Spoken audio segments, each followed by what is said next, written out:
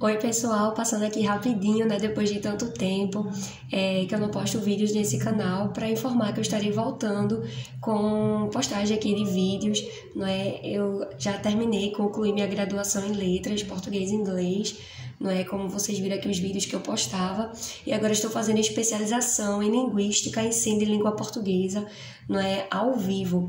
E como é ao vivo, assim, EAD, né? A gente não tem tanto aquele contato como no presencial, então eu decidi retornar aqui com alguns comentários, vídeos breves de estudo e vlog, comentando sobre alguns pontos, alguns conceitos que eu vi na graduação, mas que agora eu estou aí aprofundando e decidi deixar aqui para compartilhar, né, com quem também está aí na trajetória do universo das letras, da educação, quem gosta desse assunto, não é? Para que no futuro, né, eu possa olhar e ver os conhecimentos que eu pude adquirir ao longo da minha vida acadêmica.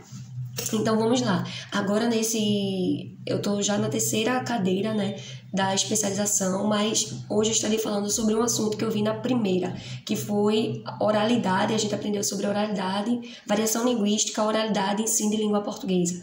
E nesse vídeo especificamente estarei comentando brevemente sobre os 8 mitos, não é, do Marcos Bagno na obra dele, Preconceito Linguístico. Com certeza, se você é do universo das letras, você sabe de quem eu estou falando, né?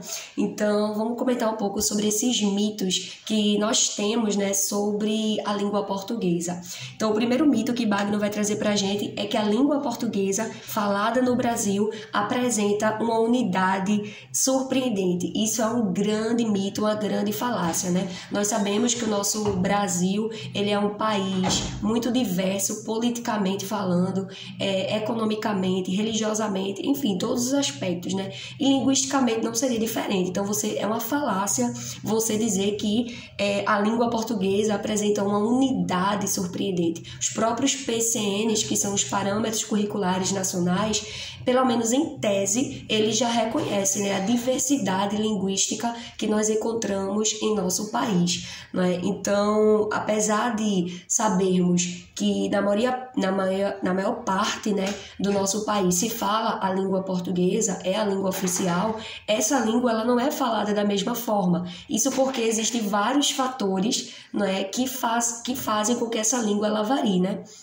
Então, nós temos o gênero, a idade, a questão geográfica, o nível de escolarização, né, o acesso a uma educação de qualidade. Tudo isso influencia e faz com que essa língua ela não seja utilizada da mesma forma por todos os falantes. Então, a gente tem que ver que nos PCNs, nesse documento, né, já se entende isso, mas será que na prática, né, na nossa prática docente, em sala de aula, nós como professores de língua portuguesa, nós como estudantes, né, do curso de letras, nós como professores e profissionais da educação, nós temos propagado isso, nós temos valorizado as diversas variantes linguísticas, né, que existem no nosso país. A gente vê isso como algo precioso, como algo que nós devemos valorizar, ou que vai dar margem para o preconceito linguístico. Então, foi algo assim que a professora levantou em sala, né, que eu já tinha visto lá no curso de graduação, mas que agora a gente está vendo de forma mais aprofundada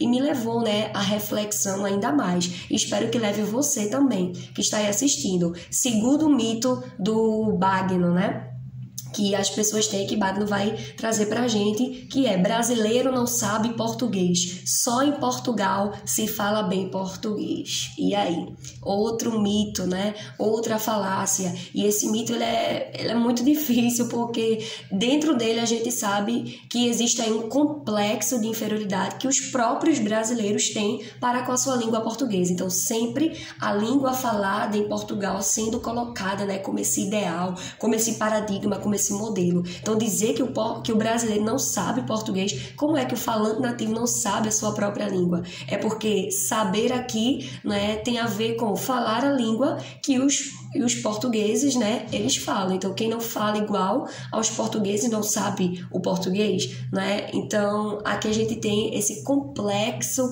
de inferioridade dos próprios brasileiros para com a sua língua. Então, eu coloquei aqui, né, no meu resuminho para trazer para vocês. Afirmar que os brasileiros não sabem o português, pois não falam da mesma forma que os portugueses, né, que é esse ideal, é um equívoco muito grande. Nós não podemos afirmar que uma língua é mais bonita ou certa do que a outra, né? Então, o português de Portugal é sempre visto como mais bonito, mais correto, né? E não existe isso de mais bonito, mais correto, né? O que existe são diferenças naturais entre o português falado em Portugal e o português falado aqui no Brasil, principalmente no nível da fala, porque se a gente for para a escrita, né, a gente vai ver que existe uma proximidade muito grande, mas no nível da fala, claro, é mais perceptível essas diferenças linguísticas que existem entre o português aqui do Brasil e o português de Portugal. Então, esse segundo mito também é um absurdo, totalmente equivocado. Terceiro mito: português é muito difícil. E aí, professor de português que está me ouvindo, com certeza você já vê esse discurso sendo reverberado pelos seus estudantes. Mas por que, né, esse discurso é tão atual? A gente percebe muito aí nossos alunos de língua portuguesa falando sobre isso.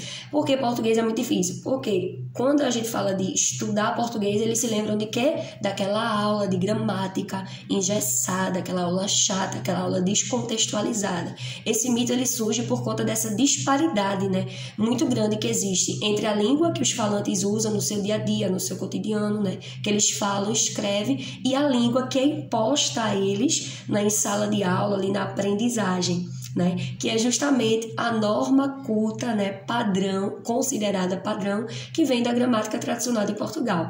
Então, essa disparidade leva esse discurso cada vez mais a ser reverberado para os nossos alunos. Então, nós, como professores de língua portuguesa, devemos, né, rever a nossa prática e trazer sempre a gramática de uma forma mais acessível para os nossos alunos, sempre respeitando e nunca impondo a eles, para que esse discurso seja desconstruído, e que português é muito difícil. Ora, nenhuma língua deve ser considerada difícil, complexa para seu falante, já que o falante ele domina a sua língua completamente. É só a gente lembrar lá de Chomsky, né, da gramática internalizada. Nós temos competência no nosso idioma, nós sabemos as regras básicas de funcionamento da nossa língua antes mesmo do ensino formal, antes mesmo de adentrarmos uma escola, né? Então, todo falante, eu sempre gosto desse exemplo, né? O falante, ele sempre vai dizer: o menino caiu, nunca vai dizer caiu o menino, ele sabe aquilo que é aceitável ou não dentro do sistema linguístico, né? Então, isso é um bom exemplo para desconstruir essa falácia de que português é muito difícil. Se você é falante nativo da língua portuguesa,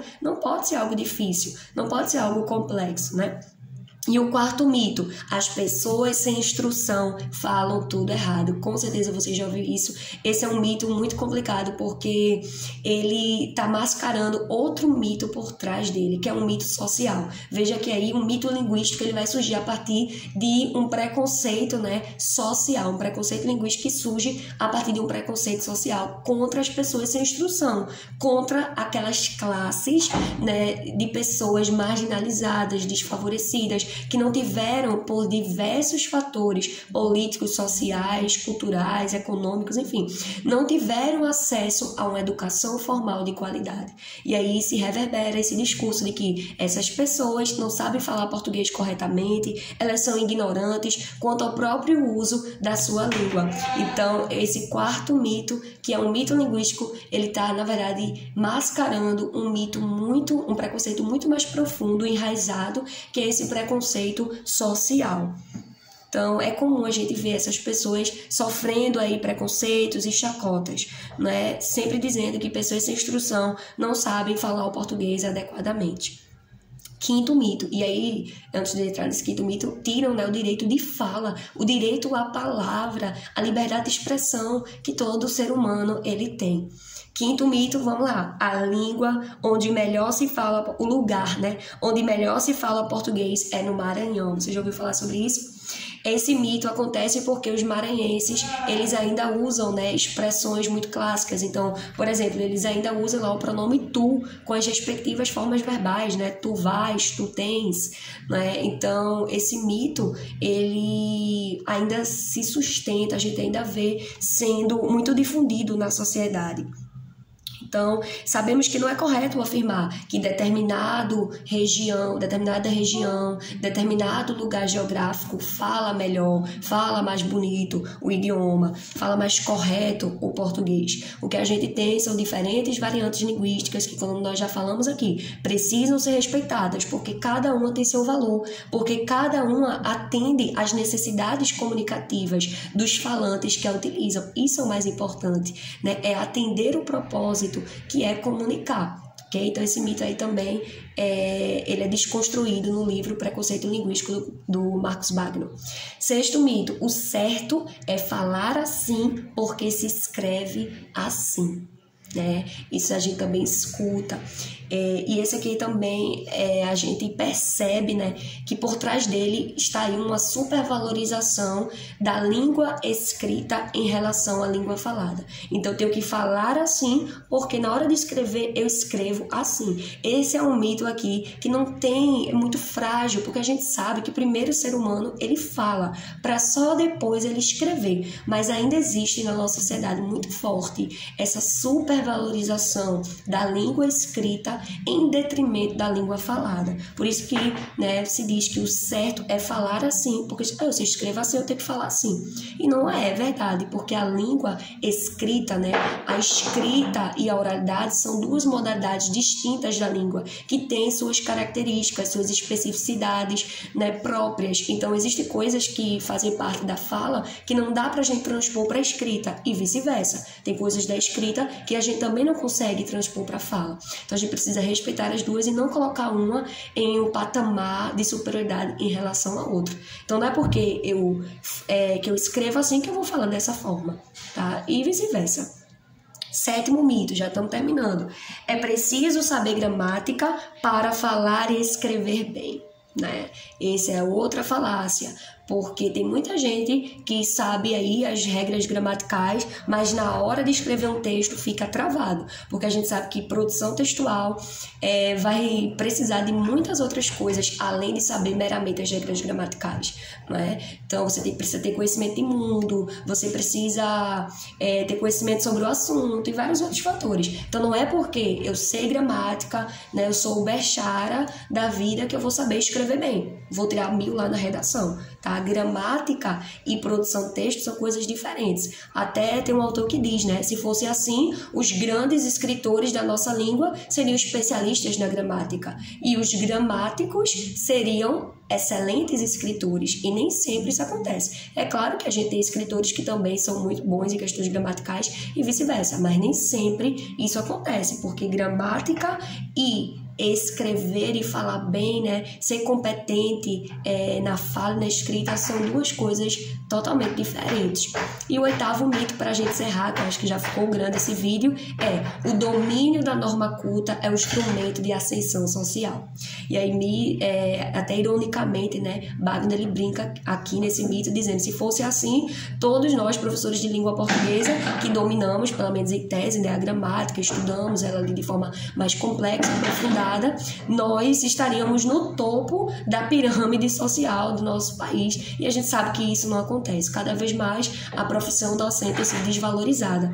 Então, não é porque você domina a norma culta considerada padrão pela gramática normativa e prescritiva que você vai conseguir resolver todos os problemas da sociedade, meu amigo. Existem vários outros fatores que precisam ser levados em consideração para que as mazelas sociais possam ser aí, de fato, né, vencidas, vamos assim dizer. Então, eu coloquei aqui: apenas o domínio da norma culta pelo falante não é suficiente para colocá-lo no topo da pirâmide social, pois para fazê-lo, este precisa estar acoplado a outros fatores que ajudarão a solucionar os problemas da sociedade. Se esse mito fosse verdadeiro, de fato, os professores de língua portuguesa já estariam ocupando tal posição no contexto político, social e econômico do país, o que a gente sabe que não pode ser constatado na nossa realidade.